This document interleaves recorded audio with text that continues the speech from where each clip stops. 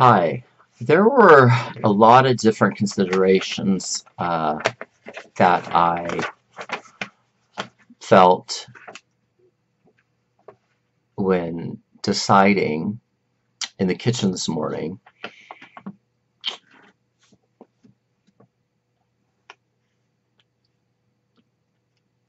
the best title for this video. And I guess I got myself in a little bit of trouble, and that all happened because of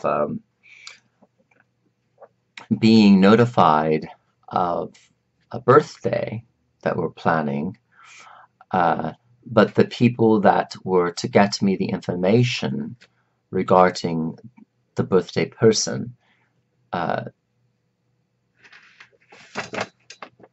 settled for a very inconvenient form of communication. They used Facebook. They didn't use my telephone. I don't text. I have a landline. They didn't use my YouTube channel, like I'm always in, nor did they even consider mailing me a letter or even reaching out via telephonic communication, telephone. So, or email, pardon me, electronic apparatus. So once a couple of weeks had passed, I figured the party had already occurred. So I telephoned the individual and I said to them, nobody advised me that you had a birthday and invited me to the birthday, let alone write a letter that everybody was supposed to do prior to the birthday, which each letter addressed to your name is to be sent to a specific person in your family. And then the day of your birthday, then all these letters compiled are presented to you. So I was unable, and you know you're my go-to person. So I telephoned this person. Well, now that I learned, I actually said this and ruined the party because I guess the party and the letters had not been submitted to this individual yet. So out of haste makes waste, I made a mistake. I didn't wait long enough. Nor was I given the correct date when I asked people the date of the birthday. You know, when is the birthday? So, you know, is it in the next month? Do we have plenty of time? Should I wait and weigh out more time? Because maybe these people will contact me through the right means of communication. So this whole thing was set off because of a communication breakdown with specific personalities. And my personality is very temperamental, very feisty, very gracious and generous because I'm Leo, very attention whore as well because I'm bipolar, and I think that I'm supposed to be a star and rich and famous. In the meanwhile, while we're on the topic, you know, I'm a bit of a pansy at times, right? And a girly boy and a sissy and a fairy. So it's nice to be a wisecracker like I am right now and being elegant and being shock rock, whatever. I don't care what people think. I'm not anything different than maybe people are telling me, Johnny Depp, you're Johnny Depp. I'm not Johnny Depp, and I'm not Jim Carrey. You know, I'm Tyler Lord Hamilton. I was born on the same date as Lucille Ball, just a different year. I'm very eccentric and a gentleman wisecracker that says things, but has you by my gentlemanliness because of my fashion, wardrobe, costume attire, and sense of manners as well. I'm unusually sensitive. I am a trendsetter. And I'm here, and I'm queer. You take it up the rear. I give you a beer, so that way, at the end of the day, you get some cheer. I'm a mindfuck, aren't I? And, you know, here's the candy right here. I'm willing to be out of the closet, willing to be seen, and willing to be known. And I did make mistakes, and my whole work is to help men deal with their mistakes, come out of their closets with who they are, what they desire, where they're at, who is involved with their life intimately, and must be given an eye in on one's need to go out and satisfy the curiosity of one's virgin soul. The Christians say live in the world, be in it but not be of it. It's very hard to not be of it when you are of its social security number and its Federal Reserve Bank, you know, monitoring you, surveillance. Yeah, you're not of the world, huh? Get a grip. You're not that wonderful. So what we're finding out is they're creating these silicone, you know, have the blow-up dolls for women and men to play off of like a blown-up doll. Now they're creating silicone child love dolls for pedophiles. So I'm dealing with a gay culture in Hollywood of men where we're trying to use an ethical, welcoming collective consciousness to address this type of issue. And what do we do in male sexuality, in a male positive exploratory transgender sexuality where everybody's welcome to the LGBT meeting, but afterwards there's an orgy with transsexuals and there's party drugs like methamphetamines and porn. So you have a president throwing transgender out of the military, and also you have the same president that says every person from Haiti has AIDS. Well, because they're black? Well, every gay man has AIDS. Well, now we're dealing with gay stigmatization and making it very hard to legalize gay marriage because of what? Pedo-pervs.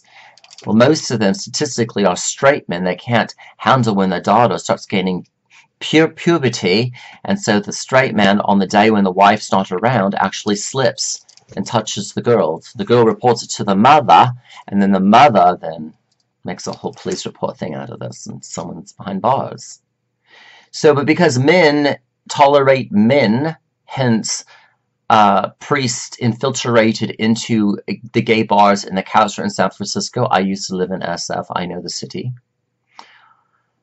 Only cities I haven't really lived in that are thriving is Berlin, New York, and of course, you know, London, underground boys town, and of course, Amsterdam.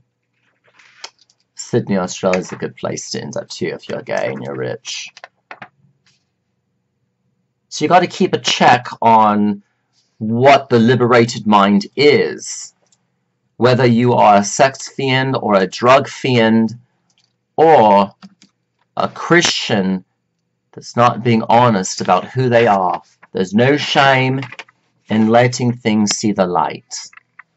That's why we're shock rock today, okay? Red, Chanel, lipstick from Chanel. So, as a gay militant activist in support of a male psychology, a more prominent study of men's studies, what have you, men's psychology. We need a masculinist theorist, like we have a feminist theorist. We need masculinist theory, like we have feminist theory. We need masculinists. Then so many feminists saying, you know, men, you're got to be willing to be wrong. You know, women need to be willing to be wrong as well. Right? Some of them are responsible for the pedophilia. Whatever. Listen, it's a pedophilic, pornographic, predatory society of ongoing hatred and a cheating spirit among people, and people are mean because they're not where they thought they would be, and so they're more into being inclined to their own self-hatred, wanting to commit suicide, because what? They're fighting their competitiveness, the ego. So everything is fleeting, temporal, and transitory. If you can't understand a gay man telling you that and you think a heterosexual pastor is correct, then you need to speak to somebody. And if you want that somebody that knows what it means to be more than a man in heels, lipstick, and polish, and what? A gown, you come to get me. Okay? It's not in the social trend right now. It's not the norm to be a drag queen. But it's in the trend to be a tranny, to be bottomed, to be sexualized, subjective to drugs, and what? To be a twink, like the Twinkie, like the ginger boy. What's inside is cream-filled. So I deal with a lot of derogatory terms, not just girly boy, sissy. And you know, if you want to call somebody a faggot, that's the least of the term that I would even want to expect. But men going around calling all men now, to this day, pedophiles, I have a problem with.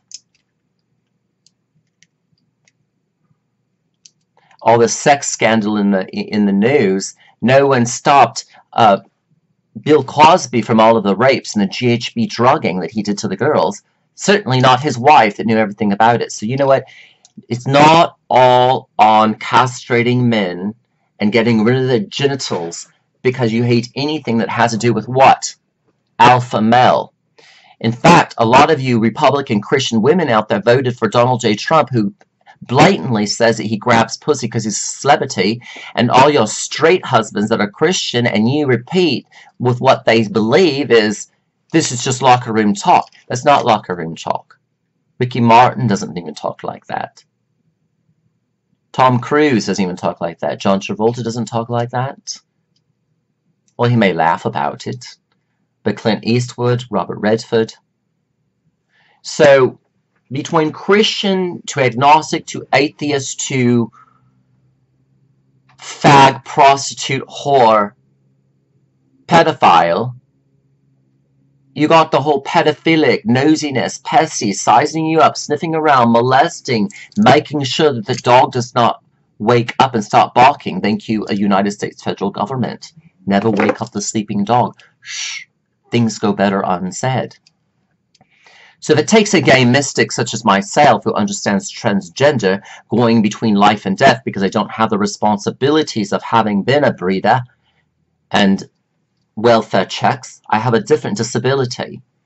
So I'm coming out about this because being in a marginalized group and treated like a modern nigger or a dirty beano criminal rapist drug dealer Mexican from Mexico really hurts when you start stamping labels on people because they prefer being loved and to be loved by same gender. Now this is consensual and of age.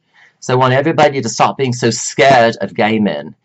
Now, in a conservative family where the man is now gay, out of the closet, or the young man, mind you, and he hitches a ride, this is very 70s, very early vintage porn if you go back into porn history. The blonde boy with the blue eyes is now in Hollywood, right? Just got off of the bus because he was thrown out of his house in the 70s or 80s or whatever, and late 60s, and he had to, what? Hitchhike or take a bus, get the money, and he had to, what? Pimp himself out because he's hot. So men have had to do things for themselves, not just you women during the Great Depression that resulted to prostitution in Manhattan because you had to feed your children. Men themselves have been sexually exploited just as equally as women, but maybe even more because of the culture of rape in prison and because of army and war and methamphetamines. And helping out your brother and being expected to help out your brother, and if you don't, what do? You get raped by hot, muscular black men. Now, not very many people I know will throw that out of bed.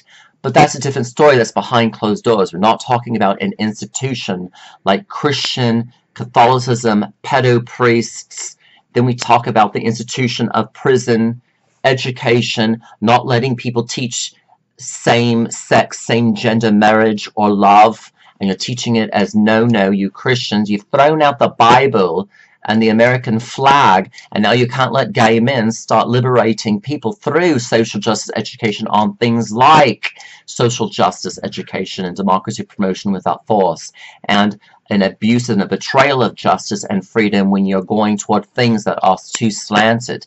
Now there's perv, but there's pervert that you just, right? There's nigger, but there's nigger, right? There's fag, but there's faggot. There's derogatory, there's good and bad, there's cunt, but there's cunt, you know, bitch, that's right, I'm a bitch, and it's a good thing because I pay my bills. There is ethical relativity and moral relativism when you talk about connotation and denotation of words and language and culture, and in a globalization of homosexuality and democratic globalization and being able to speak your mind and not be thrown away as an anti-Christian now because Christianity taught you to hate yourself and put limitations, on your creativity, and now I am scolded and I'm not allowed to go do something. Well, you got to say now, where is the culture of narcissism? On their end by forgetting me as a name, or on my end by fighting back and offending people now? So, in everybody knowing everything about everybody, you'll have to relate more on communicating through telephone, through dropping cards in the mail, not giving some Facebook message and giving out a message to a gay man who's very busy, such as myself, and then I end up having to molest you with my words, and you're like, oh my God, he's a pedophile, he's a pedophile. The whole thing is that the way the mind thinks when it's itself is very dark and very scary and afraid of homelessness. But then when one reaches in and says, hey, I have a comment, or I have something that you could be involved with, and then you bend down and they fuck you up the ass, because part of America is biting around the bush, not being straight up and straight on and to the point and shooting straight from the hip, but being deceitful, because you never know who has money. You never know who can go ahead and enhance your lifestyle because you want to be who? Elizabeth Taylor. You're already Elizabeth Taylor, for God freaking sake. It's the Madonna whore culture. Welcome to Hollywood. Hollywood is all over in everybody's home. Now you have somebody living in LA, such as myself, and I'm being ignored. You know, I have a very busy life, and all these people that don't live in the city are telling me they're too busy because they have children. You know, I live with mental illness. I live with being a private accountability, motivational life coach for gay men to help them come out of the closet, look at behavior, help reduce STDs. STDs are the highest in the nation in LA. I'm also working that out through my dissertation. I'm also in a PhD program. I'm also going to auditions, and I go to lunches and meetings to discuss what? To just discuss a thorough, sound approach that we all need to be talking about. And that is, you know, if you cannot have a film that does not give respect to Jane Fonda, then you got a problem. So I'm tired of the fundamentalists and the traditionalists, and then they don't contact a homosexual in the family, and when the homosexual reaches out back to them to hold them accountable, they say, oh, we're too busy. This is the thing. You be really nice, be friendly, and then when you start making money in your career, pardon me, I gotta put in my dentures, talk much better. Then when you start making money, you what? You ditch the people that are the most special to you. And that's what families do. That's what friends do from high school. That's what your ex-lover does, who's now claiming to be your best friend, and after 3 years is up, you don't hear from them because they're what? Everybody's too busy. People lost interest when they find out what you have and they can't molest you like pedos, then they what? They throw you out like that. They don't care if you take just the battle smiting. It's just so sad. You know, so the whole culture of self-hatred is the biggest ever. People are not sure if they are lovable. They don't love themselves. They hate their lives. They're lonely. They can't shop. They have everything they need in the world.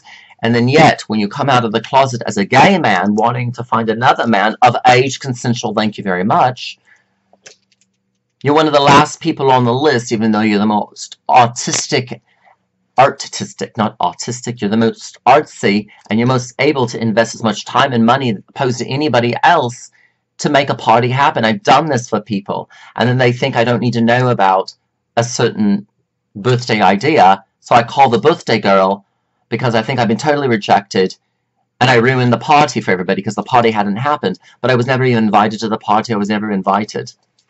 So gay men are dealing with not only the fatherlessness issues of, like, you know, absent dad, lost son type of thing. Everybody's looking for sugar daddy. Everybody's looking to marry a lawyer or what have you. There's this independence that the gay man has automatically in tune to. And everything in his life has to be realigned for that. It's just the methodology, isn't it?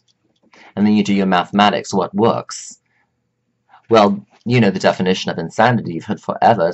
It's cliche. Is that if you keep trying the same thing over and over again and expecting a new result, you know, but you haven't changed the approach, then you're insane. So, you want to make commitment to relationship, always. Loss of your loved ones, no matter what people say to you, even if you're an old fart and you don't have any physical stamina to take trips and travel with people. You want to always have a dream in your heart, and in that dream, through your narcissism, make sure you're always telling the right story about yourself when you're going what? Toward fame and fortune. No matter the fragmented soul, and no matter the family insanity, and the loss of psychological masculinity in you, LGBTQ, Q for questioning, Q is not for queer, Q is for questioning. And as public acclaim and fame and fortune happens, you have what? You have this constant commitment to that relationship to another human being. And that means communication. It means not relying on the wrong form of communication. Twitter. You know, Donald J. Trump uses Twitter to communicate to you, but other people that know you very personally, and you have their personal phone number, call them. Don't rely on Facebook. It's a cop-out. So you want trust as a people. Because people are getting tired of what? Seeing themselves in other people. They don't have answers. They don't have education. Go to school. Study the social and behavioral sciences. In fact, they're probably more important than the hard sciences in this day right now because of President Donald J. Trump and people walking away from political participation. People know you have a political interest and participatory, contributory heart you want to give to a certain party in your town. They what? They tell you you're wasting your time. They don't trust you. Because of what? Personal interests. Never getting to deal with your mistakes properly. You ought to have the right way to communicate, especially when you're aging. Be out of the closet about this, people. Now,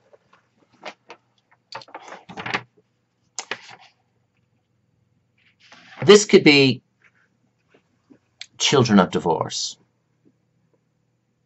that are craving attention. This could be people that are staffed at the Elton John AIDS Foundation right now. I don't know who's listening to me right now. But you must keep going and moving and speeding up and being competitive.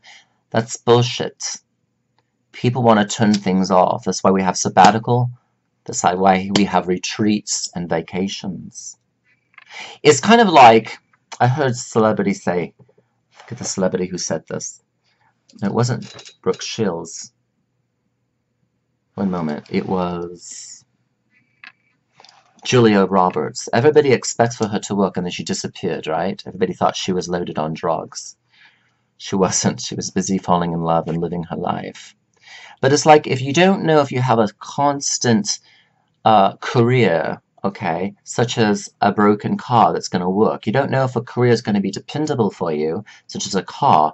Once the career is up and going and you're big, you think you have to keep the car on. You think you have to keep accepting roles, okay, in the entertainment industry. It's like keeping a car turned on, because if you turn it off, it might not turn back on again. If you walk from out of the spotlight, you what? You might not return back to the spotlight, and the car might not start again. So the culture says to keep going. It's also a race to nowhere. It's insanity to get up in the morning to make money. That's a pain in the ass. So people what? Resort to prostitution. It's easy. We must keep going and moving and speeding up and competing. That's not what Julia Roberts says. See, when you make agreements with people, you also have to make agreements for peace. And to be right in those agreements when nobody is looking, it's because you are sane. And even if you make phone calls that are out of the league of what one is doing, because maybe you destroyed a party like I had done, I may have not only used the correct form of communication, but haste makes waste, and I may have not been empathetic enough. When you do something, you have to back it up with explanation, not run and be a coward like people are doing. And even if you're not going to say what people want you to say, it's okay if the car is turned off and it's not turning back on. It's okay to accept that you're not of your game today because you're older and you're not quite a very good-looking fart and you're not easy on the eyes. It's okay to be ignored. Because when you're ignored, it allows you your opportunity and your isolation, because the communication's broken down, right? To now be stoic and to be absurd in your creativity, like I'm trying to teach. but try to be patient and passionate and be irreverent. You know, sometimes people are like, why do you use profanity? Profanity brings relief. Don't you just want to say, God damn it? Right? Because in the focus of what you're talking about, of what's been wrong to you, it is damned by God, is it not? So God fucking damn it. I'm tired of the bullshit.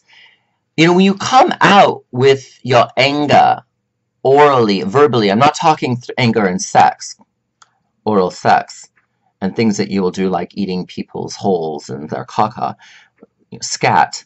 But I'm talking in the dark hours of the soul. If you can be stoic and come out with your truth, with a capital T, you're stylish and you are a trendsetter, and you don't have to be jealous of people like me as a homosexual. If you're destroyed by reputation, by career, by family, and you cry too much, learn to hear yourself and learn to listen to yourself. I'm telling everybody, please go to William Haynes.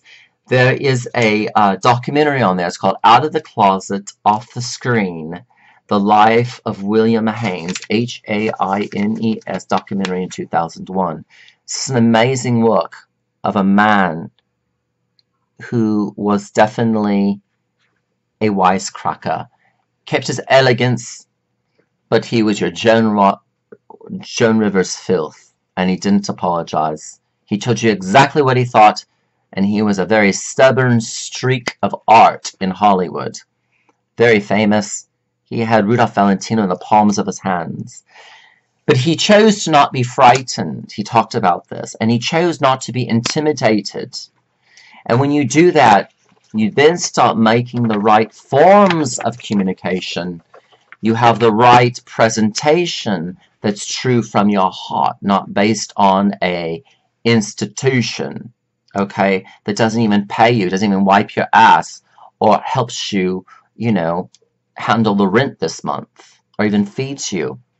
So you want to go towards social arts. You really want to drink that up, to think about, who am I as an artist, okay? I have all these people that are bad-mouthing me. I have all these people that are gathering against me because I'm homosexual or because I'm a heterosexual and I'm a Christian. What do I do when I am choosing religious rights? Well, I'm also choosing an institution of rights that's derogatory to me and kicking me out of the military. This all goes into political homosexuality and sexual politics. It's not only at the church base or within a family or something like this that's calling people names. That's not the wisecracker I'm talking about. Now, William Haynes said this, and I said the exact thing. Illiteracy and ignorance, people, is forgivable. Not understanding because you haven't been there or you haven't been in somebody's shoes, such as myself. I expect for people to get it because, you know, the shoes that I have walked, but not everybody has been there where I'm at. That's forgivable. I'm pretty cool with that. But the thing that's not forgivable is tastelessness and a lack of sense of fashion. Got to look good. When you do that and you turn everything toward interior design, your home, your style, willing to be you, express yourself,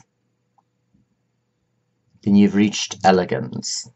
Okay, and you don't have to rely on any glamorous compliments or any communication or any invitation to a party. Joan Rivers is very famous. She was on an interview and they asked her, oh, didn't you go to that party? You heard about that, didn't you, Joan? You had to have. Joan's like, no. And they says, but you're Joan Rivers, you're a Hollywood royalty comedy. You know, you're up there with, you know, pioneering comedian work like Ethel, well, you know, Phyllis Diller, Ethel Merman, whatever. But she said, no. She said, you'd be very surprised of how alone people have made me. Not lonely. Very surprised of how alone I am and how many parties I'm not invited to because I'm Joan Rivers. So you want to have an opening in your hearts as in your cries of success, by honoring the despair and letting it come out through what? Fashion. That's why I'm wearing dark under my eyes. Flaunting in the gay gender role and the male gay sexuality, attracting men and women for the beauty of the man, such as myself, and having been kept the best from all genders in New York, doesn't mean LA people or people in California have to badmouth me because I am what? A sadomasochist. Because I'm stupid. Because I'm ornery and I'm not forgivable. It's not true. See, the human body, explained this to a client that I was helping. I think he got it. It was really excellent. The human body can take a lot of fast food, and the body and the liver cleans it all out, and you just be as healthy as ever the next day. You might feel like crap because what you eat yesterday is what you feel today. But the body is an amazing master on cleaning out impurities, all right, because of its system. The spirit man is the same way. He can go through the bottom, into the bottomless, and he can still be resilient and look up as the phoenix and say, I'm okay, because there's more grace and love out there that abounds to clean and wipe away any spiritual toxicity or spiritual filthiness of even your Christians out there. So men are very strong when they come out with their bisexuality. I want men to be both two things, cocky and sassy, so they're packed up and packed off for Hollywood. This is illiterate, because you're looking at a market for everybody in the entertainment industry. And world theater always makes somebody feel uncomfortable. That's what makes world theater help people, is because it makes them uncomfortable and makes them what? Face themselves, right? In early theater, what they would do to Christians is they would actually persecute them and drown them in water. I don't know how they got the water together, but they would actually even, I think, crucify them at one point, and they would do it in a stage, and it would be all entertainment. World theater was always meant to be filthy, disgusting, and edgy, okay? So this is why we want people to be okay with LGBT, especially in Hollywood. We got a lot of stupid punks out here that are lacking good taste in style.